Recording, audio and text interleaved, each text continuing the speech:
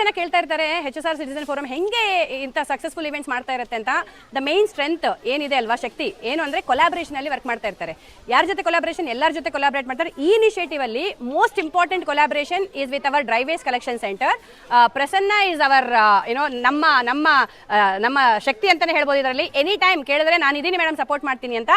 ITC is handling, ITC ಅವರು ನಮ್ಮ HSR dry waste collection centre handle ಮಾಡ್ತಾ ಇದ್ದಾರೆ ಅಂಡರ್ ದರ್ CSR ಥಿಂಗ್. ಅನುಭೂತಿ ಅವ್ರ ಜೊತೆ ಅವ್ರ ಸಪೋರ್ಟ್ ಇದ್ರೆ ಏನು ಉಪಯೋಗ ಅಂದ್ರೆ, ಈ ಮೆಟೀರಿಯಲ್ನ ವಿಸರ್ಜನೆ ಪೂಜೆ ಆದ್ಮೇಲೆ ಡಿಸ್ಮ್ಯಾಂಟಲ್ ಮಾಡ್ತೀವಲ್ಲ, ಪ್ರತಿಯೊಂದು ಮೆಟೀರಿಯಲ್ನ ಪರ್ಫೆಕ್ಟ್ ರೀಸೈಕ್ಲರ್ನ ಹುಡುಕಿ ಕಳಿಸೋದು ಅವ್ರ ಜವಾಬ್ದಾರಿ ಆಗುತ್ತೆ.